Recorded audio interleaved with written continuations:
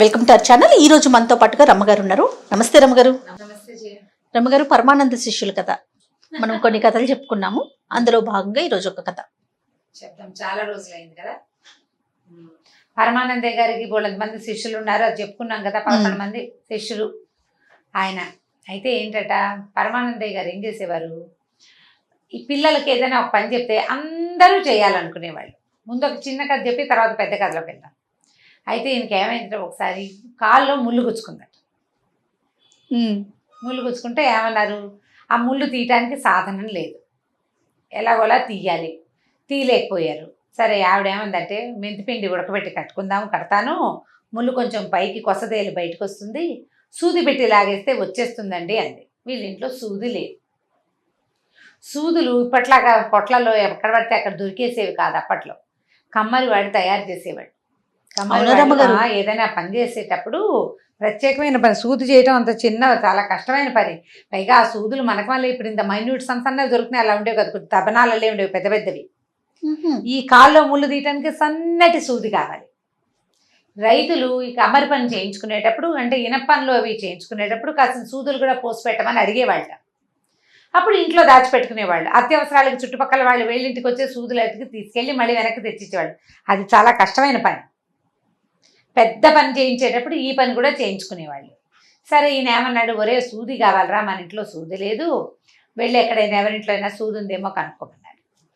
కనుక్కోమంటే అవతల సందులో ఎగువ వీధిలో ఉన్న ఒక రైతు దగ్గర సూదులు ఉన్నాయి. వాళ్ళ ఇంటికి వెళ్ళి తెచ్చుకోండి అని ఎవరో చెప్పారు సలహా. వీళ్ళు ఏం చేశారు, పొలోమని 12 మంది పోయారు. 11 కాదులే, 12 మంది అయి ఉంటారు. అంతా వెళ్ళారు.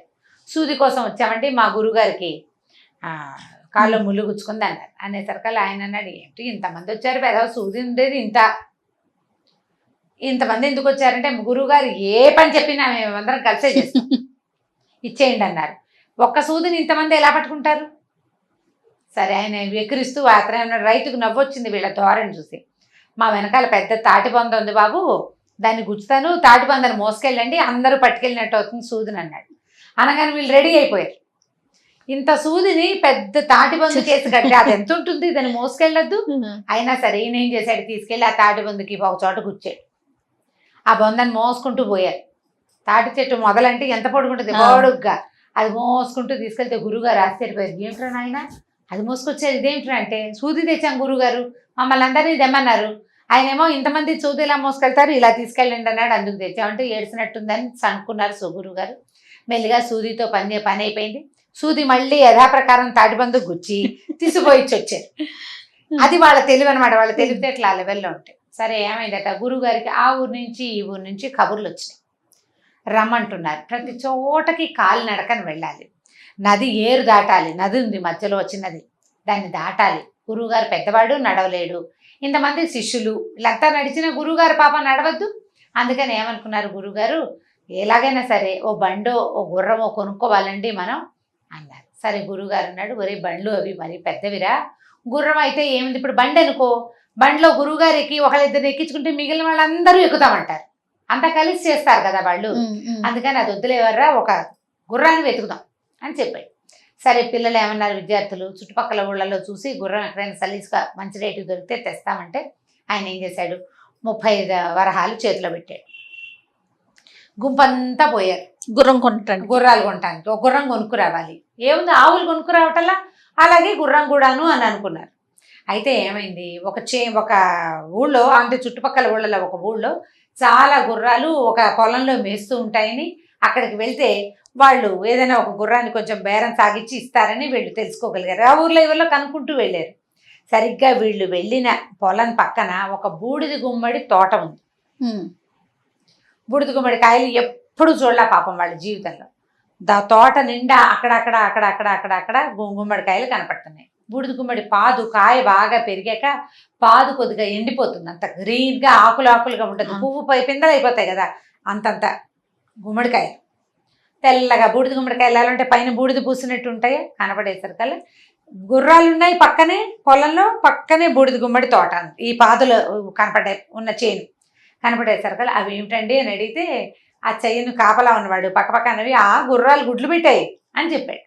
చెప్పేసరికల్లా వీళ్ళు అనుకున్నారు, గుర్రాలు గుడ్లు పెడతాయన్నమాట. ఎంత బాగున్నాయి, ఎంతంత గుడ్లురా, ఇంత గుడ్డులోంచి ఎంత పిల్ల వస్తుందో, ఇంత కోడిగుడ్లోంచి పుచ్చుకిమని ఇంత పిల్ల వస్తుంది, చిన్న పక్షి గుడ్డులోంచి అంత పిల్ల వస్తుంది, ఇంత గుర్రపు గుడ్డులోంచి ఎంత గుర్రం వస్తుంది.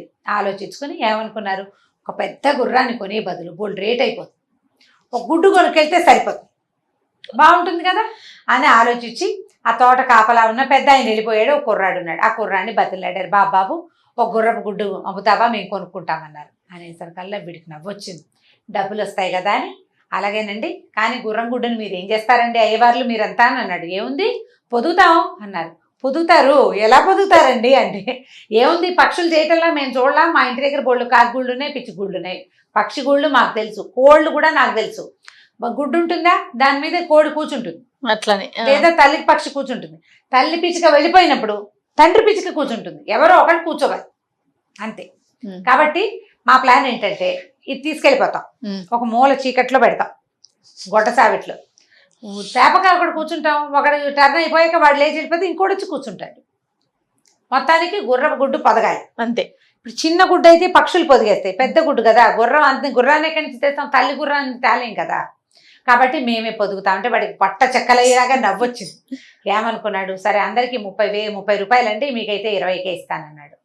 20 వరహాలు ఇచ్చి పావలా కూడా చేయని బూడిద గుమ్మడికాయను ఒకదాన్ని మంచి సైజు బాగా బూడిద పట్టి చక్కగా ఉన్న ఒక గుడ్డును ఒకదాన్ని కొనుక్కున్నారు. డబ్బులు వాడికి ఇచ్చేశారు 20, ఇంకా 10 మిగిలింది. చూసారా, గురువుగారు 30 ఇచ్చారు గుర్రానికి, 20లో తెచ్చేసాం. తెలివిగా 4 రోజులు పొదిగితే చక్కగా మన పిల్ల పైగా వాళ్ళ అమ్మ కావాలని అయ్య కావాలని ఎందుకు అడుగుతుంది, మనం పొదిగాం కాబట్టి మనమే అమ్మ నాన్న దానికి చక్కను హాయిగా అని అనుకుని పట్టుకుపోయారు. ఈ పట్టుకెళ్తుంటే ఏమైంది, మొయ్యాలి కదా, సరే ఒకడు మోసుకెళ్తుంటే అందరినీ తీసుకురమ్మన్నారు గురువు గారు కాబట్టి తలా ఒక చెయ్యి వేస్తున్నారు దాని మీద. మళ్ళీ మొదట మోసిన వాడికి బరువుగా ఉంటే రెండో వాడి చేతిలోకి మారుస్తున్నారు, మధ్యలో చేతులు అందిస్తున్నారు దానికి వెచ్చగా ఉండటం కోసం. ఒకటి గురువుగారు కలిసి తీసుకురమ్మన్నారు కాబట్టి కలిసి తేవడం కోసం. ఈ సందట్లో ఈ చేతులు మారే వ్యవహారంలో వాళ్ళల్లో ఒకడు కాస్త ఏమైంది, ఒక కారు ఏదో దానికి కాలికి తట్టుకుని ముందుకు పడి ఈ కాయ కాస్త భళ్ళుమని పగిలి ఇంత. ఇప్పుడు వీడి ఇక్కడ నుంచున్నాడు, వీడు ముందుకు పడ్డాడు అంటే వీడు ముందుకు పడ్డా, కాయ దూరం గుండ్రగా బరువు కదా, రాయి విసిరినట్టు దూరంగా వెళ్ళి పడింది. సరిగ్గా అది పడిన పొద పక్క నుంచి ఒక కుందేలు కూర్చునింది అక్కడ. ఇది కాయ పగలంగానే అది హదాటిన ఢామని శబ్దం అయ్యేసరికి అలా కుందేలు పిల్ల బెదిరి ఒక్క ఎగిరి పరిగెత్తింది. వీళ్ళేమనుకున్నారు, గుడ్డు పగిలి పిల్ల ఎగురుతోంది అనుకున్నారు. పరిగెత్తారు, ఒరే గుర్రపిల్ల పారిపోతుందిరా, దొంగ ముక్క మోసం చేసేసింది, 20 రూపాయలు ఇచ్చి కొన్నాము, దాన్ని పట్టుకోండిరా అన్నారు. మొత్తం గుంపంతా పరిగెత్తారు దాని వెనకాల. ఇక అటు పరిగెత్తారు ఇటు పరిగెత్తారు, ఏమైనా సరే అది కాస్త దొరకలేదు. ఇంతలో ఏమైంది, ఈ పొదల వెంట పొట్ల వెంట చెట్ల వెంట వెతికేసుకుంటున్నారు. ఆ దారిని పోతున్న ఒక ధనికుడ భూస్వామి ఒకడు కనపడ్డాడు. అయ్యవార్లు ఏంటండి అడవులను బడిటా చేస్తున్నారు అంటే, గుర్రపు గుడ్డు పగిలిపోయిందండి, పిల్ల ఎగిరిపోయింది, దానికోసం వెతుకుతున్నారు. ఆయనకు అర్థం కాల, గుర్రానికి గుడ్డు ఏమిటి, అది పగలటం ఏమిటి, అందులోంచి పిల్ల ఏమిటి, అది ఎగిరిపోవటం ఏమిటి. దూకేసిందండి, మేము చూసాం, తెల్లగా ఇంతుంది చెవులు అదిను. వీళ్ళు చూసింది కుందేల్ని, అది కుందేలని తెలీదు, ఆ గుడ్డులో నుంచి వచ్చిన గుర్రపిల్లగా వాళ్ళు భావిస్తున్నారు. సరే అక్కడి నుంచి ఆయన బాగా సాకల్యంగా విషయం కనుక్కున్నాడు, ఏం జరిగింది ఏం చేశారని. అప్పుడు వీళ్ళు బూడిద గుమ్మడికాయని నమ్మి మోసపోయారని అనుకుని, అయ్యో పాపం మీకు ఎంత కష్టం వస్తుందండి, ఇక్కడే మా ఇల్లు పొలాలు దాటాక రండి అన్నాడు. రండి అంటే ఆయన ఒక గుర్రం మీద వస్తున్నాడు. వీళ్ళేమనుకున్నారు, ఈయనతో వెళ్దాము, ఈయన దగ్గర చక్కగా గుర్రాలు అవి ఉన్నట్టున్నాయి, ఈయనకి గుర్రం సంగతి బాగా తెలిసి ఉంటుంది అని అనుకుని, బాబు మీరే ఏదైనా ఒక మంచి గుర్రం ఇప్పించాలండి, 20 రూపాయలు పోసాం, 20 వరహాలు, అది కాస్త మోసం చేసేసింది గుర్రపిల్ల, ఎటుపోయిందో, ఆ గుడ్డ మీద వాడి ఇంటికి వెళ్ళిపోతుందో ఏమిటో దొంగమొహం అది అని తిట్టుకున్నారు. ఆయన అన్నాడు, సరే బాబు పొద్దున్న నుంచి పొలాన్ని వెంబడి పడి తిరుగుతున్నారు రండి అన్నాడు. వీళ్ళేమనుకున్నారంటే గుర్రాంతోటే గురువు గారిని చూద్దాం అనుకున్నారు. పొద్దున బయలుదేరాం, సాయంత్రాన్ని పని అయిపోతుంది అనుకున్నాం, అదేమో అవలేదు, చీకటి పడిపోతుంది. ఈయన రమ్మంటున్నాడు కదా అని వాళ్ళ ఇంటికి పోయారు. పోయేసరికల్లా సరే ఆ రాత్రికి అక్కడ అన్నాలు తిని గుర్రం కొనుక్కునే వెళ్తామండి, వృధాగా 20 రూపాయలు వేస్ట్ చేసుకున్నాము, 10 రూపాయలు ఉంది మా దగ్గర, ఇంకొక గుర్రాన్ని చూసి పెట్టండి బాబు అని అడిగితే ఆయన జాలిపడి అన్నాడు, నా దగ్గర ఒక ముసలి గుర్రం ఉంది, కుంటిది గుడ్డిది, దానికి కన్ను కనపడదు, ఓ కాలు విరిగింది, పెద్దదైపోయింది, కానీ ఒక్క మనిషిని మోస్తుంది. మీ గురువుగారికి పెద్ద ప్రయాణాలు గాలప్పులు లేవు కదా, గ్యాలపింగ్ లేదు, అదే పరిగెత్తక్కర్లా, గుర్రం నడిస్తే చాలు, ఆయనకి సారీ చేయటం రాదు కదా.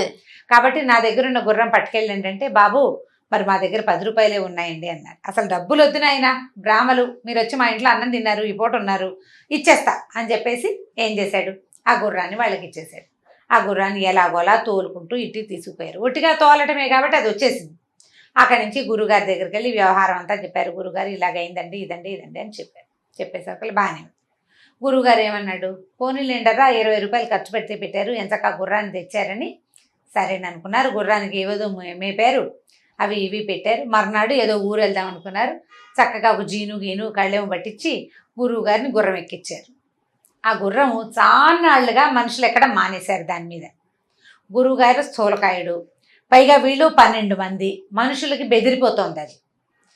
దానికి అలవాటు తప్పిపోయింది. ఇంత బరువు, పైగా వీళ్ళు హే హే అంటారు, నడిపిస్తారు. ఒకడేమో గడ్డి పరకలు పుచ్చుకుని దాని పక్కన నడుస్తాడు తినడానికి, ఇంకోడేమో పక్క నుంచి మాలిష్ చేస్తాడు. ఆయన చెప్పాడు గుర్రానికి ఏం పెట్టాలి, ఎలా మాలిష్ చేయాలి అవన్నీ చెప్పాడనమాట.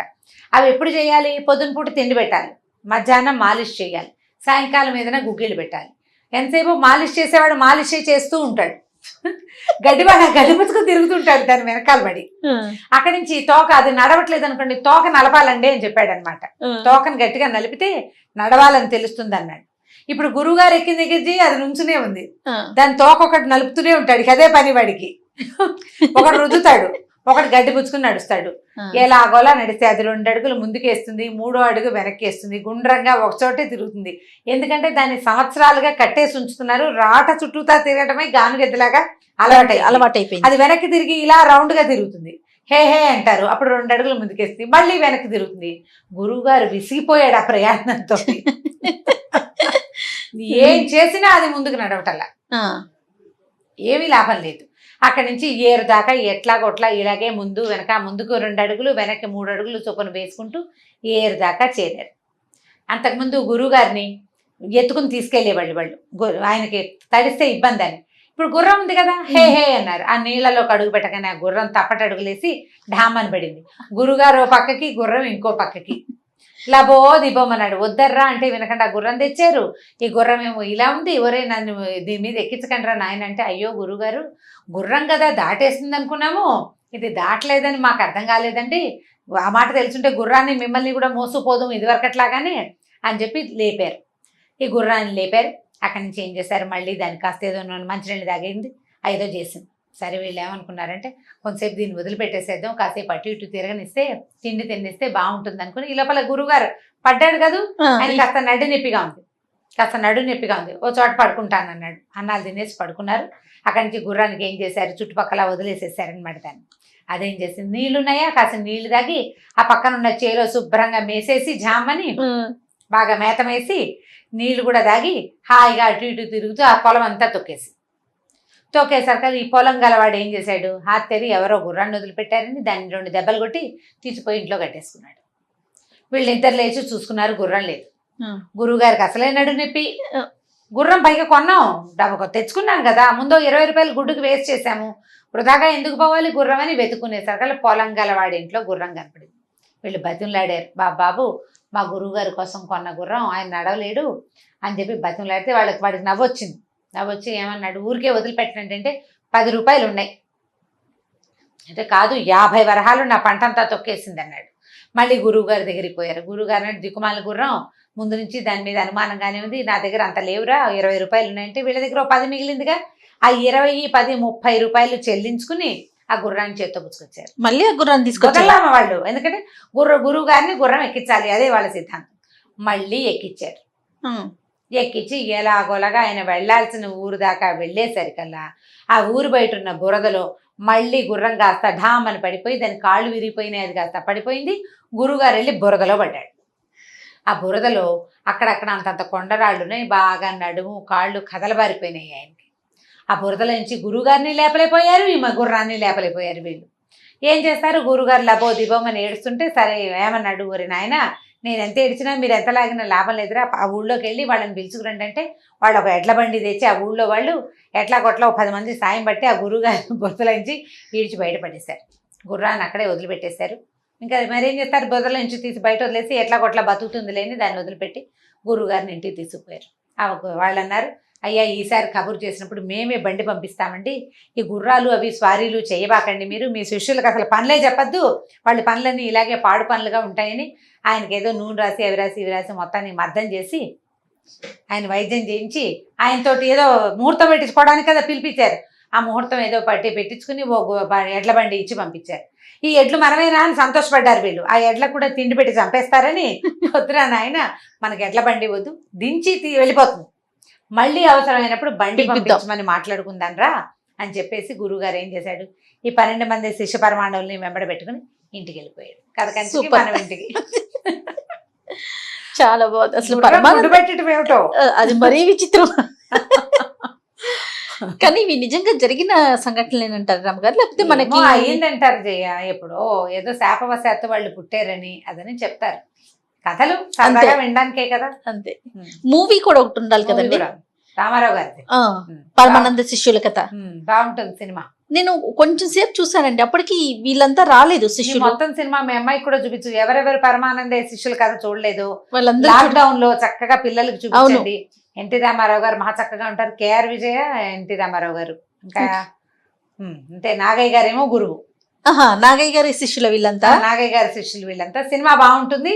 ఈ కథ ఎలాగ, ఈ కథ అందులో లేదు, అందులో ఇంకా కొన్ని వేరే కథలు ఉంటాయి. ఓకే, బాగుంటుంది సినిమా, అది కూడా చూడొచ్చు. ఒక కాలక్షేపంగా ఉంటుంది కదా, అదే అందుకని స్టోరీ బేస్డ్ కథలు. అందులో ఉన్న కథలు కొన్నిటిని మనం వాడచ్చు పిల్లలకి చెప్పడానికి కూడా, సరదాగా చూడొచ్చు. రైట్ రామ్ గారు, నమస్తే అండి. నమస్తే. ఈ వీడియో కనుక మీకు నచ్చినట్లయితే లైక్ చేయండి, షేర్ చేయండి. మరిన్ని వీడియోస్ కోసం మా ఛానల్ ని సబ్స్క్రైబ్ చేసుకోండి.